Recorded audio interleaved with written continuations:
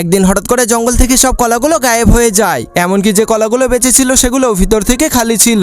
এজন্য হাতিটা মনে করে গাছের উপরে কিছু কলা বেঁচে থাকতে পারে, কিন্তু সে গাছগুলোকে নাড়া দেওয়ার পরেও শুধুমাত্র ডাল ছাড়া আর কিছুই পড়ছিল না। এজন্য তারা দুইজন অনেক মন খারাপ করে সেখান থেকে কলা বাগানে চলে আসে। এরপর বানরটা অনেক খুশি হয়ে কলা বাগানে কলা খুঁজতে শুরু করে দেয়, কিন্তু সে সেখানেও কলার ডাল ছাড়া আর কিছুই পায় না। কিন্তু তখনই হাতিটা সেখানে একটা কলার খোসাকে দেখতে পায়। এজন্য তখন সে খোসাটাকে শুকে শুকে কলা চোরটাকে খুঁজতে শুরু করে দেয়। এরপর সে সেখানে আসার পর দেখতে পায় অনেক দূরে একটা জিরাফ দাঁড়িয়ে আছে। তখন তাকে দেখার পর বানরটা মনে করে জিরাফটা সব কলাগুলো চুরি করে নিয়েছে। এজন্য সে জিরাফটাকে ভালোভাবে খোঁজার পর বলতে শুরু করে, সব কলাগুলো যেখানে লুকিয়ে রেখেছো জলদি করে বের করে দাও। যা শোনার পর জিরাফটা অনেক জোরে জোরে হাসতে শুরু করে দেয়, কারণ সে শুধুমাত্র পাতা ছাড়া আর কিছুই খায় না। কিন্তু তখনই বানরটার মনে পড়ে যায় যে তার কাছে একটা কলা বেঁচে ছিল।